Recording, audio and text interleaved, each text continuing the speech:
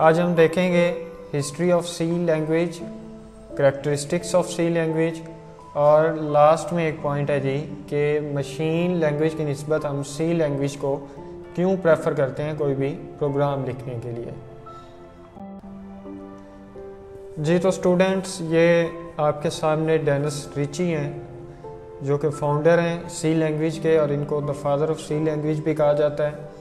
और इन्हीं का लिखा हुआ ये प्रोग्राम है जो आपके सामने है। ये वो पहला प्रोग्राम है जी जो सी लैंग्वेज के अंदर लिखा गया, जिसमें आप सिंपल हेलो वर्ड को प्रिंट करवा रहे हैं अपनी आउटपुट स्क्रीन पे। 1941 में इनकी बर्थ है और 2011 में वफ़ात है। जी तो हम देखते हैं सी लैंग्वेज की हिस्ट्री के बारे में। डेनिस रिची जी एक अमेरिकन कंप्यूटर साइंटिस्ट थे। उन्होंने इसे 1972 में TTNT बेल लेबॉर्ट्रीज में डेवलप किया। उसके बाद जी दूसरा पॉइंट है हमारा कि ये बी लैंग्वेज से ड्राइव शुदा लैंग्वेज है। बी लैंग्वेज को केन थॉम्सन ने 1959 और 70 के दरमियान बनाया। उसके बाद जी इसने सी के लिए बेसिक प्रोवाइड की और यूनिक्स ऑपरेटिंग सिस्टम वालों ने इसको डेवलप करवाया था। तो स्टोरी कुछ इस तरह से है इसकी कि स्टार्ट में जो ऑपरेटिंग सिस्टम था, यूनिक्स ऑपरेटिंग सिस्टम, इसको असेंबली लैंग्वेज के अंदर लिखा जा रहा था। लेकिन असेंबली लैंग्वेज को यूज़ करना, राइट करना, उस पर काम करना मुश्किल था। तो एक लैंग्वेज इंट्रोड्यूस करवाई गई जिसे बी का नाम दिया गया। तो बी के अंदर काम होने लग गया जी। बी भी उतनी ही एफिशिएंसी से काम नहीं कर रही थी। तो फिर एक मज़ीद इसके अंदर डेवलपमेंट की गई और एक लैंग्वेज इंट्रोड्यूस करवाई गई जिसे सी का नाम दिया गया और इसे बी का नेक्स्ट वर्जन भी कहते हैं, सी लैंग्वेज ही। और उसमें फिर यूनिक्स ऑपरेटिंग सिस्टम को राइट किया गया। इसके अलावा जो सिस्टम प्रोग्राम्स हैं उसको भी डेवलप किया जाता है सी लैंग्वेज के अंदर।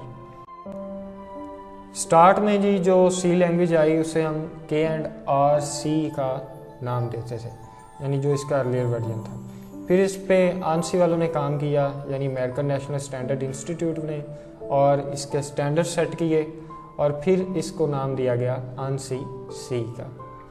अब ये पिछले जो लास्ट उसका वर्जन था उससे एडवांस था और इसमें काफ़ी सारे फीचर्स जो थे वो नए ऐड किए गए, इसलिए ये फ्लेक्सिबल हो गई और इसी वजह से इसको इंडस्ट्री में एप्लीकेशन के लिए ज़्यादा इस्तेमाल किया जाता है। जी नेक्स्ट हम बात करते हैं करैक्टरिस्टिक्स ऑफ सी लैंग्वेज पे।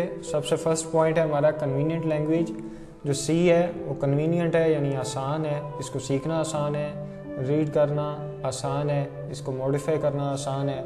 इसलिए जो नंबर ऑफ़ प्रोग्रामर्स हैं वो सी लैंग्वेज के ज़्यादा हैं। ये तरगीब देती है प्रोग्रामर्स को कि इस पर वर्क किया जाए। नेक्स्ट पॉइंट है हमारा वेल स्ट्रक्चर्ड लैंग्वेज, यानी इस लैंग्वेज का जो स्ट्रक्चर है, यानी इसका जो सिंटैक्स है वो बड़ा अच्छा है, आसान है और उसको स्टैंडर्डाइज्ड किया गया। किन्होंने स्टैंडर्डाइज किया जी? आंसी वालों ने। नेक्स्ट पॉइंट है हमारा मशीन इंडिपेंडेंस। ये अहम पॉइंट है कि जो सी लैंग्वेज है वो मशीन इंडिपेंडेंट है, यानी आपने जो सी लैंग्वेज का प्रोग्राम लिखा है, अगर फॉर एग्जांपल आपने डेल प्रोसेसर पे लिखा है तो आप उसे मोटोरोला प्रोसेसर पे भी जाके रन करवा सकते हैं। ऐसा नहीं है कि एक मशीन पे या एक प्रोसेसर पे लिखा गया प्रोग्राम दूसरे पे नहीं चलेगा। तो इसलिए हम कहते हैं कि ये मशीन इंडिपेंडेंट है, यानी इसका जो प्रोग्राम होता है वो दूसरे लफ्ज़ों में पोर्टेबल है, आप कहीं भी ले जाके उसको रन कर सकते हैं। नेक्स्ट पॉइंट है जी मॉड्यूलैरिटी। ये मॉड्यूल से निकला है। मॉड्यूल कहते हैं पीस ऑफ कोड को, यानी इसमें ये होता है कि आप अपने प्रोग्राम को छोटे छोटे हिस्सों में डिवाइड कर लेते हैं जिन्हें हम मॉड्यूल कहते हैं और बाद में उसी प्रोग्राम या उसी प्रॉब्लम के उन्हीं मॉड्यूल्स को आपस में जोड़ के उसका एक सोल्यूशन तैयार कर लिया जाता है। नेक्स्ट है जी केस सेंसिटिविटी। जो सी लैंग्वेज है ये केस सेंसिटिव है, यानी अपर केस के अंदर लिखे गए अल्फाज और लोअर केस के अंदर लिखे गए अल्फाज में डिफरेंस होगा, फ़र्क होगा। आपके जो कीवर्ड्स हैं जितने भी है सी लैंग्वेज के, वो किस के अंदर हैं जी? लोअर केस के अंदर।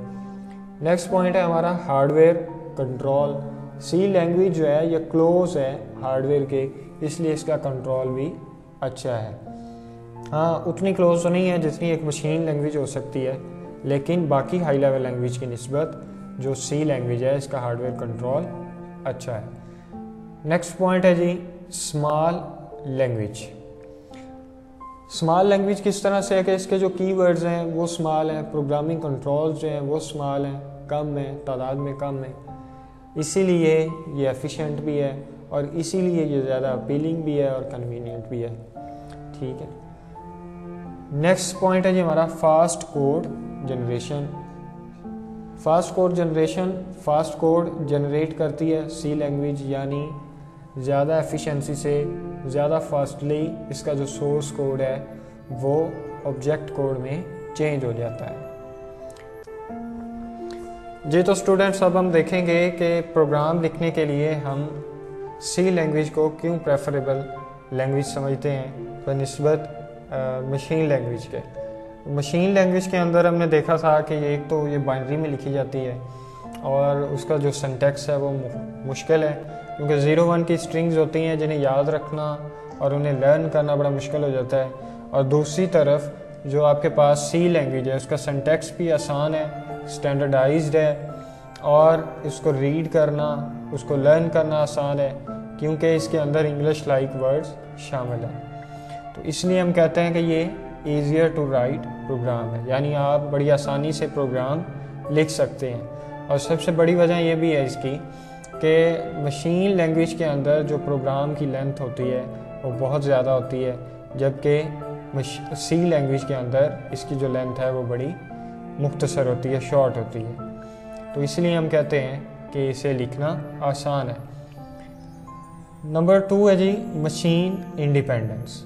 इस पे हम पहले भी बात कर चुके हैं। मज़ीद बताता चलूँ कि जो सी लैंग्वेज का प्रोग्राम है वो मशीन इंडिपेंडेंट होता है, यानी पोर्टेबल होता है। आप उसे एक मशीन से दूसरी मशीन में जाकर रन करवा सकते हैं, चला सकते हैं। यानी फॉर एग्ज़ाम्पल डेल प्रोसेसर पे लिखा हुआ प्रोग्राम आप मोटोरोला प्रोसेसर पे जाके चला सकते हैं और वो चल जाएगा।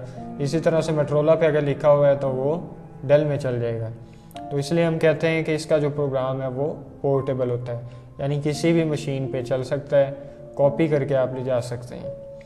तो ये 2 रीज़न्स थी जी मेन जिसकी वजह से हम सी लैंग्वेज में प्रोग्राम लिखते हैं मशीन लैंग्वेज की निस्बत। जी ये कुछ क्वेश्चंस हैं जो बोर्ड में इन टॉपिक्स के अंदर से पूछे जाते हैं जो आज हमने रीड किए हैं। फर्स्ट है जी briefly describe the history of C language, write characteristics of C language, list 2 reasons why it would be preferable to write a program in C language rather than machine language। Best of luck जी। और किसी भी point के समझ ना आई हो आप comment कर सकते हैं, पूछ सकते हैं। अल्लाह हाफिज़।